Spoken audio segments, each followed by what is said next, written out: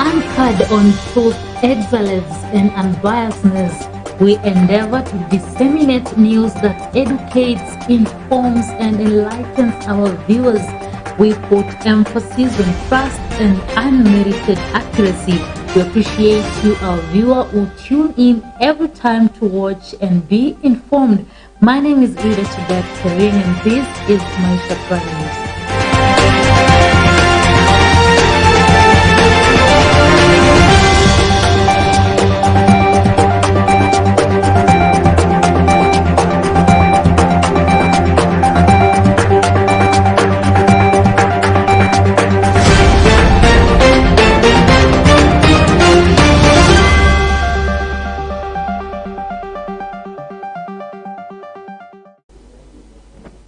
Welcome. We kick off our bulletin now with a story from Migori and Homa Bay counties, where Deputy President William Ruto took his Nyanza tour to Homa Bay County on Thursday, just a day after rowdy youth had stones at his motorcade in Kondele area on Wednesday. The DP pointed an accusing finger at the ODM leader Raila Odinga for the fracas, even as he continued drumming up support for his youth agenda and bottom-up economic model. Sudo Anthony has more from Migori.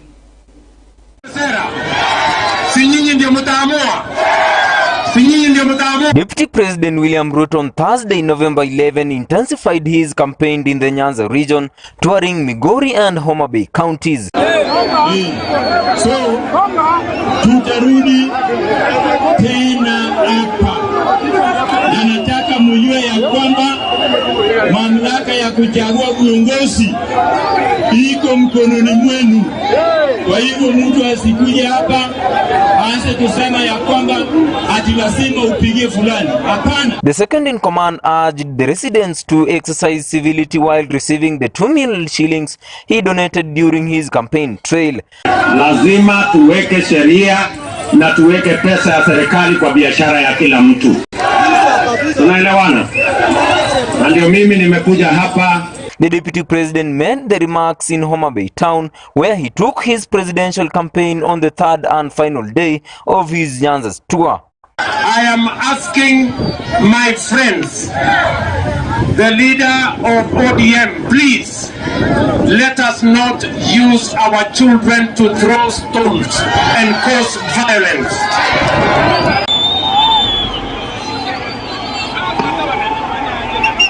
Ruto Communications team led by David Mugonyi, however, faulted police for the statement, saying the police had profiled members for the Kondele community as violent. These young people deserve jobs and an atmosphere to work. They should not be misused. In his quest to win more voters from his rival Raila Odinga's political bedrock, Ruto told the residents that he, in the past, did everything possible to hoist Odinga and President Uhuru Kenyatta to higher positions in the government, and now that it was his turn to have a piece of the cake. Kwa sababu sitaki ati watu wa Nyanza ama watu wa Kisumu Dala ati wabaki nje wakati tunaunda serikali ya mwaka ujao. Mnakubali tuungane? Mnakubali tushirikiane? Si Waswahili wanasema umoja ni nguvu. Si tutaungana? Wangapi wanakubali tuungane? Tuungane.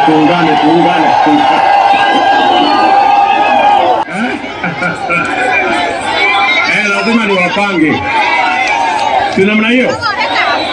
So mimi nataka tukubaliane vile tutapangana. Sawa sawa? Nimeona vijana hawa bodaboda. Mimi lazima hawa ni wapange. Hawa lazima ni wapange. Kwa sababu ni vijana wetu, and we must make every hustle matter. Tunaelewana? Kuna maneno nimepanga ya kina mama wa mama mboga nitatangaza hapa. Sawa sawa? Alafu kwa mapenzi ya Mungu itaweza kufikia kila mtu. DP said he was aware that both Uhuru Kenyatta and Raila Odinga have teamed up to lock him out of the presidency. Nimesema ni vizuri sana. Ngojea wachana hii kitu yako wananchi kwanza tuonane na huko mbali.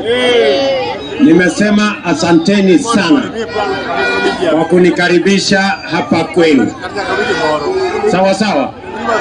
President Kenyatta is on record saying the deputy president began sabotaging his unity agenda when he reached out to ODM leader Raila Odinga for a peace pact in March 2018. Wale wengine ambao wanaletwa hapa, hivyo vitu tulizika katika kaburi la sahau. Yeye mlimsikia wakati BBI inatumaliza na hii damu ilikuwa inaenda kuumia. Antonio Sundwa, Maisha Prime News, Maisha Television. Ati watu wa Nyanza.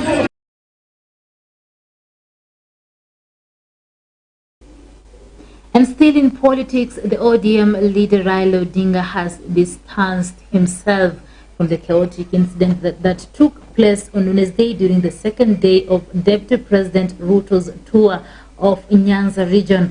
The ODM leader said that he was too preoccupied with important matters of nation building and could not have time to be involved in what he termed as child play. Mimi sitaki kuingia kwa mambo ya porojo. Nataka niongee mambo ya kweli. Ziara ya Ruto ni Mkenya, anaweza kutembea pale popote kuongea na Wakenya. Na chama chetu ile branch ya Kisumu County ilitoa taarifa ikamwambia watu ya kwamba aruhusiwe Ruto auze sera zake kama mtu yeyote, kusiwe na vurugu yoyote. Hiyo ni chairman ya ODM katika Kisumu County, Professor Ayesho Olwenyi. Alitangaza, hata ikatangazwa na vyombo vya habari kila mahali. Kwa hivyo sisi kama ODM walikuwa hawana haja na mambo ya Ruto. Wambia wale ambao wanataka kwenda waende, wasikize yale ambayo nasikiza. Lakini sasa vile ninavyoona, wale wengine wanasema hii, wanasema hii, wengine wanasema ati kulikuwa na pesa ambayo ilitolewa, na hiyo pesa ndio ikaleta vurugu. Vijana wakang'ang'ania, wengine walipata, wengine hawakupata. Mimi sina haja. Mimi si mtoto mdogo ya kwenda kuorganize watu kwa Ruto mawe. Kwa sababu gani? Kwa Ruto ni kitu kidogo sana kwangu. Anaweza kutembea kila mahali. Vile anavyotangatanga kila mahali, anapiga na bweka hapa na pale. Haki yake ya kibinadamu, apige kifua yake, akohoe, ateme mate. Hiyo ni sawa kabisa. Hiyo ndio demokrasia katika taifa letu. Mimi nimetembea, hata juzi niko huko mpaka Eldoret kwa Ruto. Nimekaribishwa vilivyo. Kwa hakuna haja. Lakini watu mpaka vile zingine ukiongea kisiasa, usiseme maneno ambayo yanaweza kuudhisha watu wengine. Kama unaongea juu ya mambo ya Migori. Manake kama wewe unasema maneno ambayo wale wengine inakasirisha watu, vijana wengine wanaweza kukasirika na waanze kufanya mambo zingine. Hiyo sio Raila ndiye watuma. Hapana. Hapana. Inategemea yale vile umeongea. Manake kama wewe utaona maneno ambayo wengine wanaona ni kama matusi, wanaweza kukasirika. Lakini mimi sioni kama kuna shida. Mimi naona kama tumetoka katika kiwango kingine, tunaelekea katika kiwango kingine, na demokrasia inazidi kunawiri katika taifa letu. Now, following Wednesday's chaos in Kondele in Kisumu County during a Deputy President William Ruto's political rally, residents from Eldoret have condemned the incident, urging youths not to be used by politicians. They are now calling on NCIC to move with speed to prosecute politicians and people involved in planning and executing the chaos. Tutafute namna ama mbinu tunavyoendesha hizi mambo ya siasa, na tusikubali tena kutumia na wanasiasa kwa minajili yao, because hawa wanasiasa wanakuja baada ya miaka 5, Wanakuja wanakupea shilingi 1,000, shilingi 2,000, unafanya yale yote ambayo unatakikana ufanye. Lakini baada ya hapo atakusahau. Atakuwa ameenda zake, ameenda amekaa pale na familia yake, lakini wewe utapaki pale na ile umaskini yako. Ile kitu tunasema hivi. Wacha wanasiasa wote wakuja hapa. Mimi nikiwa mkaaji hapa Eldoret, Mheshimiwa Raila Odinga alikuwa hapa juzi. Akakuja akauza sera zake, akaimaliza, akaenda vyema. Hakukuwa na vita, hakukuwa na rabsha. Jambo lingine ni wale watumiaji wa Facebook ama social media. Tafadhali tusitumie hizo social media kuleta vurugu ama vita ama nia ya kuleta hiyo masiasa mbaya. Kwa sababu ulikuwa unaona jana kuna vita, kuna picha za kitambo ambazo watu fulani wanaweka pale, wanajaribu kusema ati kuna vita pale Eldoret ama kuna rabsha ama kuna kikundi ya vijana ambao saa nyingine wanataka kuleta vita. Mimi nikiwa hapa mkaaji, hiyo maneno hapana. Sijaisikia wala sijaiona. Ile kitu sasa Kenya ilifanyika jana Kondele, Kisumu huko, tukufurahia sisi kama watu wa Singishu. Sasa NCIC waingilie kati, waongelee maneno kwa sababu hatukufurahia. Mambo ya vurugu ambapo kwamba yanatokea kila mwanasiasa akienda sehemu fulani, kunatokea rabsha, kunatokea vurugu fulani, wanaanza kusingiziana. Hayo mambo hatuyataki, yakomeshwe. Tunaomba National Cohesion and Integration Commission. Kama mnalala usingizi, amkeni. NCIC, what ya intelligent na kila kitu, amkeni, fanyeni kazi ambayo kwamba inatakikana. Si vyema Wakenya wakiishi huku roho zao zinapuputika kwa sababu ya wanasiasa. Wanasiasa ni kama yani mpito, ni wanapita wanaenda, sisi tunabaki na nchi inabaki. Kwa hivyo wasituhadae wanasiasa wa Kenya, na msikubali kuhadaiwa na wanasiasa. Tupendane wa Kenya, tuwe na undugu kwa sababu sisi wote tunapenda amani. And Bungoma residents are crying foul after missing out the 2 million shillings promised by the Deputy President William Ruto during his visit to Bungoma County. Philip Simiyu brings us more.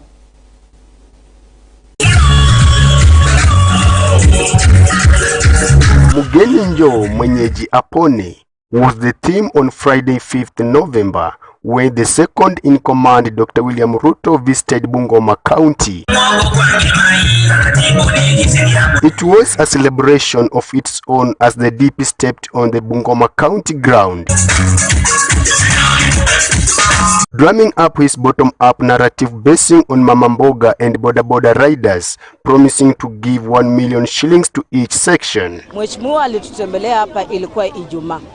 Sisi wenyewe tulijipaka marangi, tukamchezea na akatuahidi ametupatia 1,000,000. This has been totally in vain, as Chebukube business personnels have strongly condemned the act of promise that was done by the DP, saying that up to date they have seen nothing like the funds promised. Mheshimiwa, venye ulikuwa hapa na ukatoka ukaenda, ulituachia shida sisi kama wafanyabiashara na viongozi wa hii soko ya Chebukube.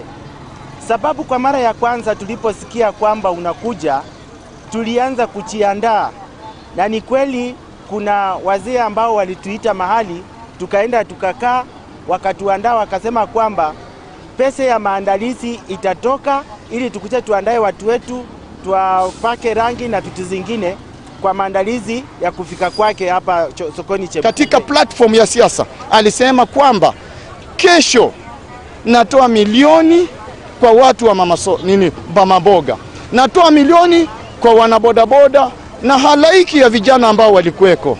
Ingekuwa kwamba anatoa hiyo jioni, lakini akasema ni hatari, watu wataweza kuuana ikiwa anaweza patiana hiyo pesa. Akaahidi Jumamosi watu walingoja, hawakuona chochote. The personnels are now calling on the DP to at least make a follow-up on the matter, saying that this may lead to DP losing their support come the next general election.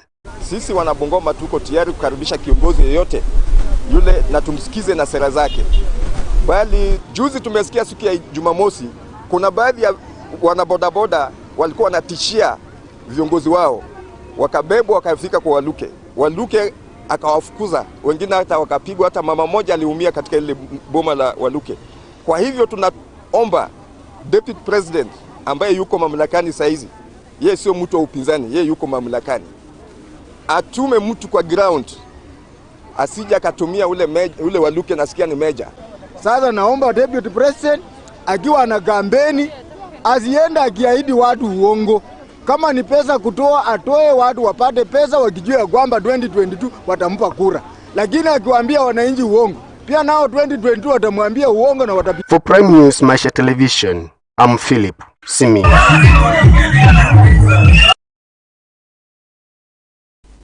Now let's shift lens to focus on the exiled Kenyan lawyer Miguna, who announced he will be returning back to the country on November 16, 2021. The self-declared liberator is already facing his first hurdle after commercial airlines were ordered not to fly him into the Kenyan airspace.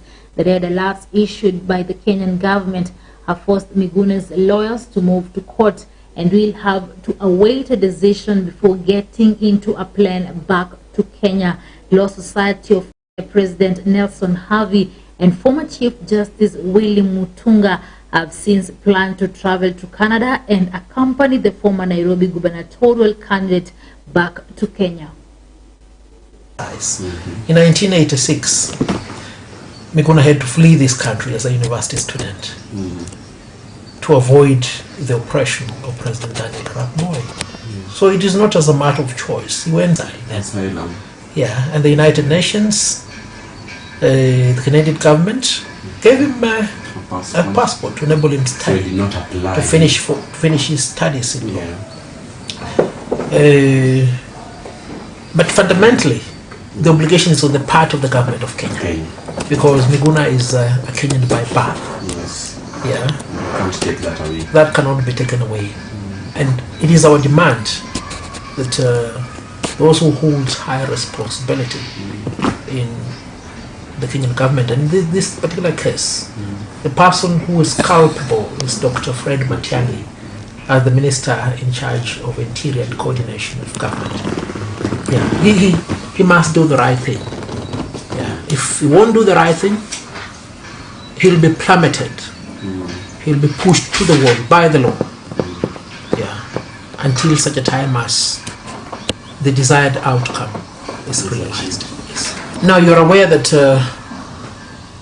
the meeting that had been scheduled by members to approve IBC and to establish an elections board was stopped by a court order at the behest of a member of the Law Society of Kenya. As you've rightfully put, my term as president has been tumultuous, with people determined to countermand every decision we make. So ordinarily at a point like this, nominations will have been done and candidates will be campaigning. This matter comes up before Justice Murima on 15th of November, that is Monday. Yes. It is our expectation he will hear and determine them speedily, so that elections which we had scheduled for 17th of March 2022 are held. You know, there will be a big problem if elections are not held. The reason being, the term of office of the council and of the president is 2 years, non-renewable. Yeah. My term ends on the 24th of March. So there ought to be another president before 24th of March. And there will be a president. As president. Who are these 8 people? The 8 people are Bernard Ngetich, who was a former council member, George Mwanza, Aluso Igati, Beth Michoma, Caroline Madeu, who am I forgotten? Ndinda Kinyili and Riziki Mkule. Riziki Mkule. Yeah, you can always verify the 8. Yes. They will not be elected. Take it to the nearest bank. Yeah, the Law Society will elect a president, a vice president, and council members who will continue my legacy. The legacy of defending the rule of law and constitutionalism, monitoring legislation, and ensuring to the expansion of the practice environment for the welfare of advocates. Wonderful, wonderful. So, for now, no elections board until you're waiting for November, the ruling next week. The ruling is not next week, the hearing is the hearing, so it will take. Yeah, but because of the urgency of the matter, the judge will determine it speedily. Yes. Yeah, and there will be a board, we'll hold the... Look, I'll go straight to the point. By the time we enacted our constitution, we had about, slightly over 25,000 Kenyans who had lost their citizenship for a variety of reasons. And we don't need to go into the history of our country that all of us know. Now that our constitution allows dual citizenship, it's important for all those Kenyans to apply and regain their citizenship. Over 5,000 of them have already applied and have been given or regained their citizenship, including the ones who have done this morning. I will ask colleagues, our fellow Kenyans across the globe, wherever they are. We have opened immigration offices in the Middle East. We have an office in Dubai. We are soon opening an office in Doha. We have offices in Washington, D.C. We have opened a new one in LA. And we are going to open a new one in New York. We have offices, immigration offices in Europe that are doing this. So Kenyans who need to regain their citizenship need to go and apply. The Constitution says that to regain your citizenship, you need to apply, fill an application. The Foreign Citizens Act prescribes the way to do this. But I have written to the Honorable the Attorney General and asked him if under the Statute Law Miscellaneous Amendments Bill, we can send an amendment to Parliament this year and ask Parliament if we can amend the Act to even simplify the process further.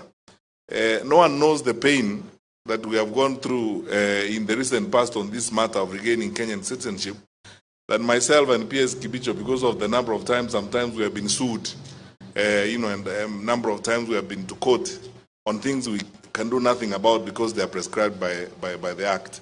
But we have asked the Attorney General to amend the law, to send the amendment to Parliament to see whether we can simplify the process a bit so that we can have a simple form that you can fill online. You don't have to go through a long process to do this, so that we can enable all Kenyans who lost their citizenship to regain their citizenship. Secondly, for those of our investors,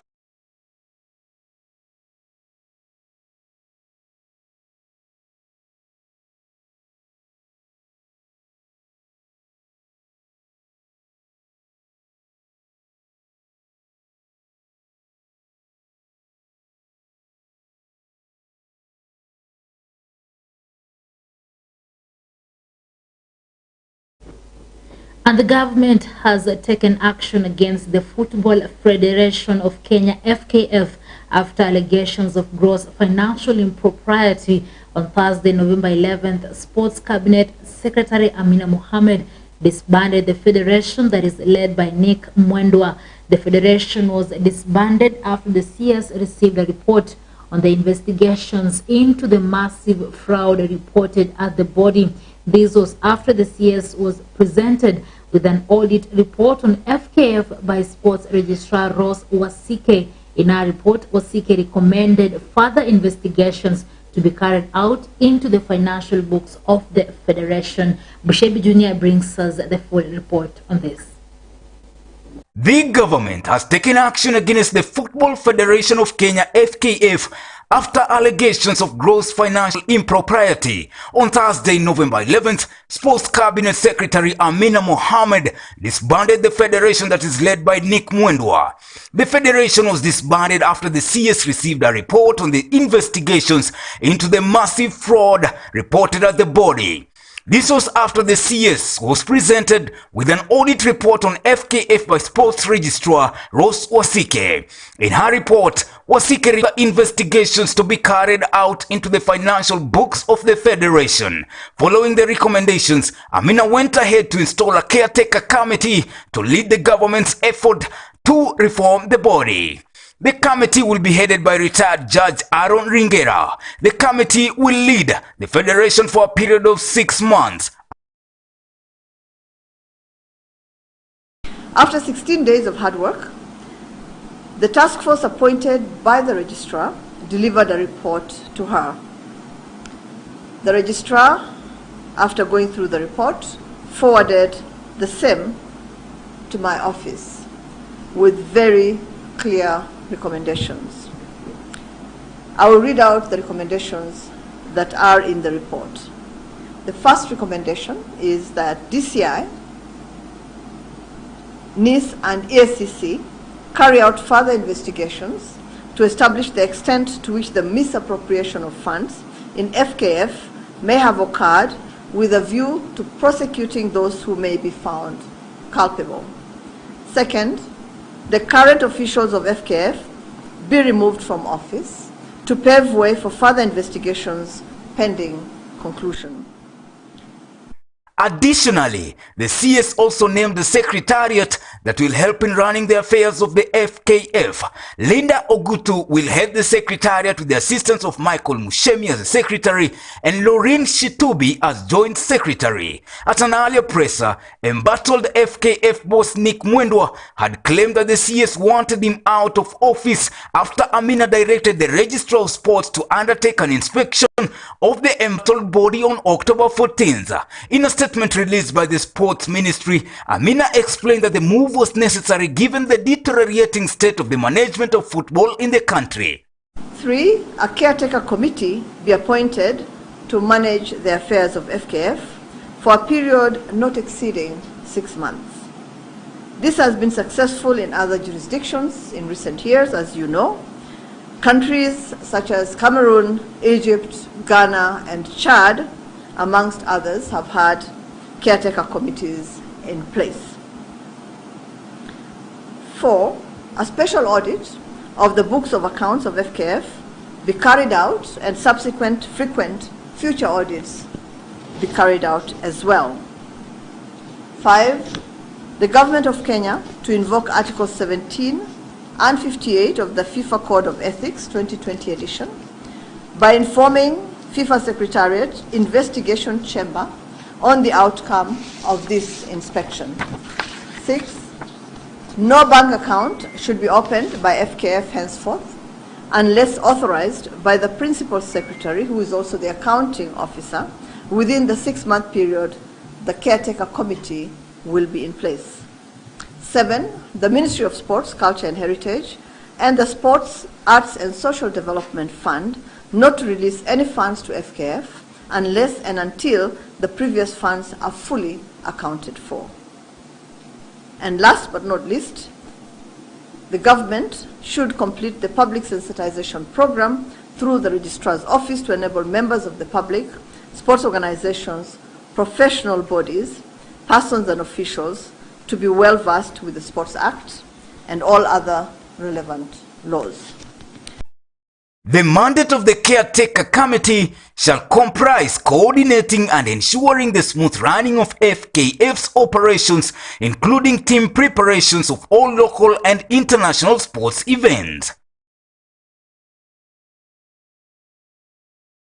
The mandate of the caretaker committee shall comprise of the following: conduct all the affairs of Football Kenya Federation in accordance with its constitution, ensure that Football Federation of Kenya is in compliance with the Sports Act 2013, coordinate and ensure smooth running of FKF's operations, including team preparations for all local and international sporting events, coordinate elections of FKF in accordance with the Sports Act 2013 and the Sports Registrar's regulations, hand over Football Kenya Federation to the newly elected officials after a successful election. And move fast. I'm sure today, as you are aware,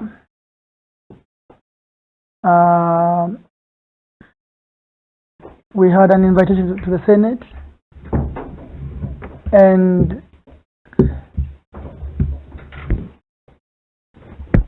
after that invitation and the session was over, we have received, as anticipated and as expected,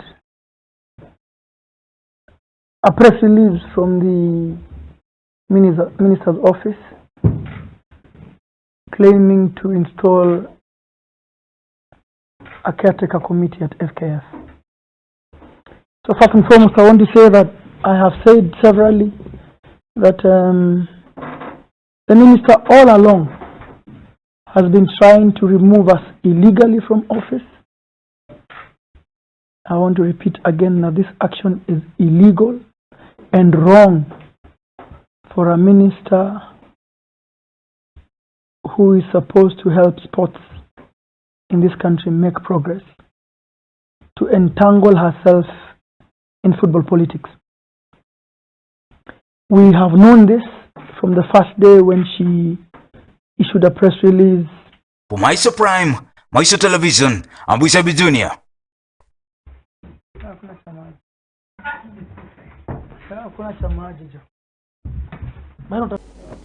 Now on to good news to all job seekers. The National Assembly on Wednesday unanimously supported the Employment Amendment Bill, paving way for graduates to seek employment without producing clearance certificates from state agencies. Jubilee nominated Member of Parliament and the sponsor of the bill, Gideon Ketser, stated that an employer shall no longer perceive job seekers as criminals before applying for a job. At an interview and offered a job, that your employer will be required to carry out a series of employment checks depending on the type of jobs you are going to undertake. In United States, Iowa, Kansas, and Kentucky, Louisiana, Massachusetts, and Vermont have enacted law that expressly prohibits employers from requiring applicants to pay for their own background checks. In Iowa, for example, law makes employers to be responsible for paying for criminal history checks run through the Division of Criminal Safety Investigation. In Louisiana, for example, employers are required to pay cover expenses for criminal background checks and other searches and checks made on applicant on existing employees. Honorable members, in conclusion, first, give the graduate jobs, then ask for these documents. Let them earn money first to afford paying for these documents, if they must. The young men and women should not be punished for looking for a job. Job seeking is ever a daunting task in this country. Let us not make it unbearable by adding an extra financial burden for people who are penniless already. Let these institutions do background checks if they want, but that should never be tied to job seeking. Nobody should be denied a job because someone suspects them of being a criminal. If KRA or HELP have a problem with an individual, they should go after them independently without interfering with employment prospects. The Jubilee NDC meeting purported to be the climax of a party revamp following public spats with the Deputy President William Ruto and his United Democratic Alliance UDA is still causing jitters among the party members. Top of the NDC's agenda is to review, formulate and approve all Jubilee party policies. However, the plot seems to be a merger between the ODM party and Jubilee at the backbone of throwing out Deputy President William Ruto as the party's deputy leader. Bushebi Junior with a story on the poll and tricks exhibited by the ruling party. Call it showdown or clash of the political titan. Ati saizi wanasema ati ile mabaki ya Jubilee. Sasa wanatusumbua na Jubilee nini? However, the historical clash between the Deputy President William Ruto's Jubilee now UDA camp and the pro-handshake bandwagon looms as President Uhuru Kenyatta's allies plan to lock out Tanga wing from the planned Jubilee National Delegates Conference. We are preparing for our National Delegates Conference, and that is the highest organ of the party. Organizers of the event plan to use the COVID-19 restrictions to sieve out the rebels from the NDC that is expected to officially kick out Deputy President William Ruto from the party. I know what I am saying. The officials have insisted that they will carefully go through the delegates list in every constituency to avoid infiltration by some members who have since shifted their loyalty to other parties, notably the United Democratic Alliance.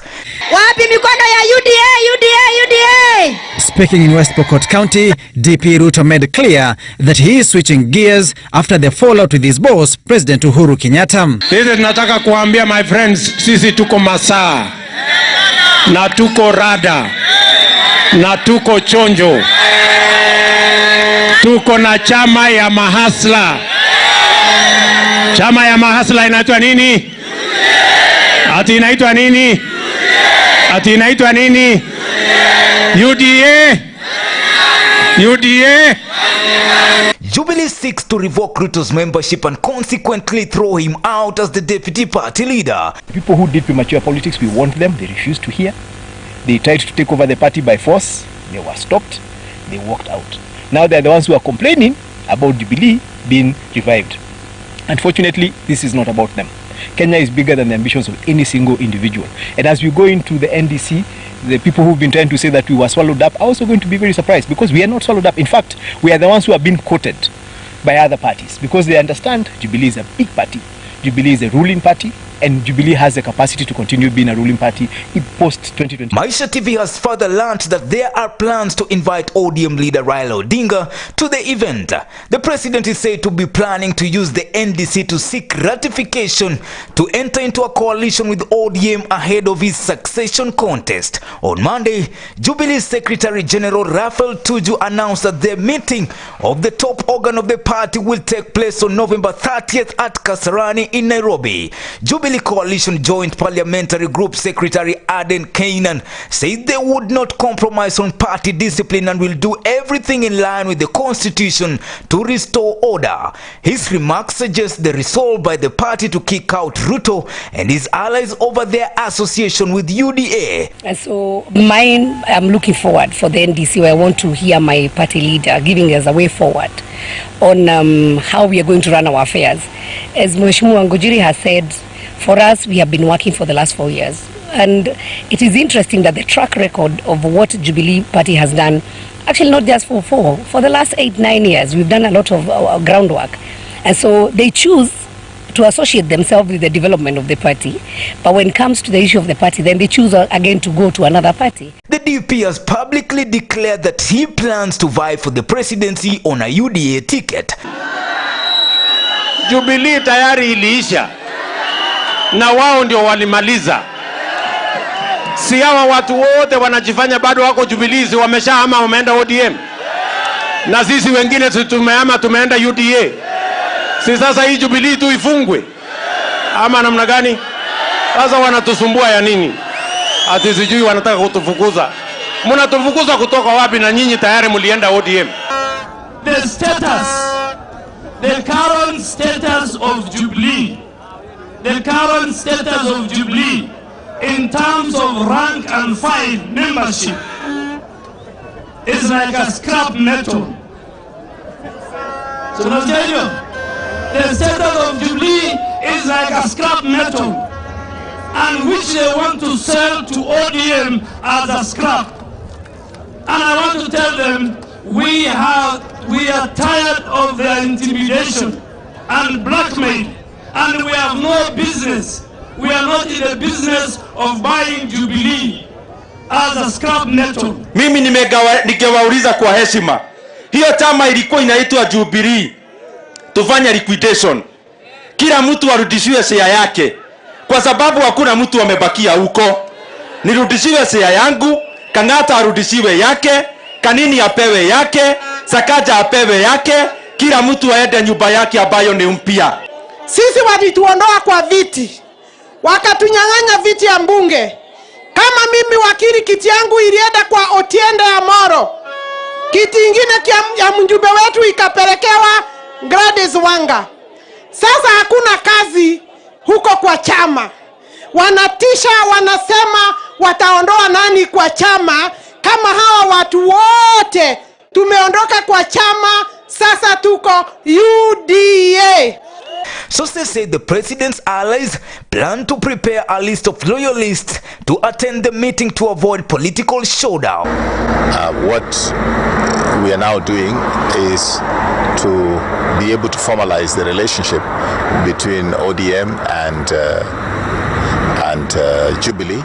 Mumias East Member of Parliament Benjamin Washali vowed to attend the meeting and tell off Uhuru and his allies for killing the party that swept him into power. Mr. Washali said he was yet to receive an invite. Former Jubilee Party Deputy Secretary General Caleb Kositani said he will not attend the meeting since it was illegally convened. He claimed that the party has no grassroots delegates since it has never conducted elections to pick officials. Garissa Township Member of Parliament Aden Duale scoffed at schemes targeting leaders allied to Ruto, terming them tired threats and blackmail. Mr. Duale said they were not interested in what is happening in Jubilee since they have moved to UDA and are focused on building it into a national party. Jubilee is our party, and we have realized that it has serious structural defects in terms of a political party. Jubilee is not well, is sick. Some of the key organs of the body or of that party, Jubilee, are not functional. They have ceased to function. So for a long journey going 2022, we cannot use a party that has serious structural and organ failures. For Maisha Prime, Maisha Television, I'm Bishabi Jr. And on to corridors of justice, a young man who admitted hacking to death a Catholic priest 2 years ago and later buried his remains in a shallow grave along Mashamba River in Makima location in Embu County was on Thursday sentenced to 30 years in prison by the High Court in Embu. Michael Muthini, 26 years, was convicted and sentenced on his own plea of guilt by Judge Lucy Njuguna for the murder of Father Michael Kiengo alongside 2 others on the night of October 8th, 9th, 2019 within Makima area. The 43-year-old priest was based at Tata Parish in Machakos County. In his mitigation through lawyer Kirime Guantai, the accused alleged that he killed the priest out of extreme anger and grief after he sodomized and infected him with HIV and AIDS.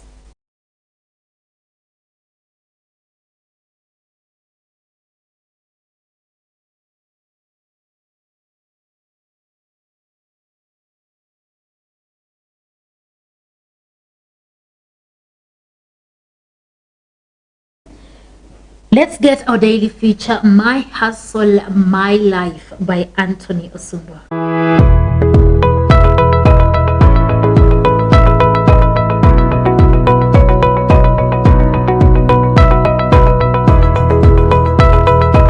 The economy today being no longer stable following the effects of the COVID-19 pandemic has left the country in a trial way, forcing every field to change the way of management in order to fit in with the new pandemic restricted way.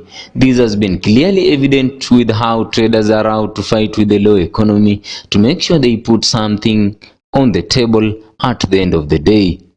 We met Jen, a sacco owner in Bungoma Town, Bungoma County. Mimi ninaitwa Jen Barasa. Mimi ndio sacco secretary wa Western Sharks Sacco.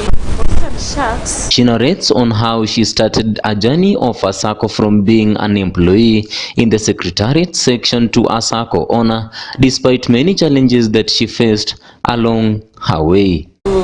Ambacho sikutarajia itakuwa kwa sababu initially nilikuwa nafanya kazi kama secretary kwa sacco ingine inaitwa Bungoma Transporter Sacco. Then nilikuwa na tamani sana kufanya kazi pia na NTSA. I think nilipata hiyo interest, hiyo passion ya kufanya kazi na at first kujua ati it was so interesting kufanya kazi na matatu.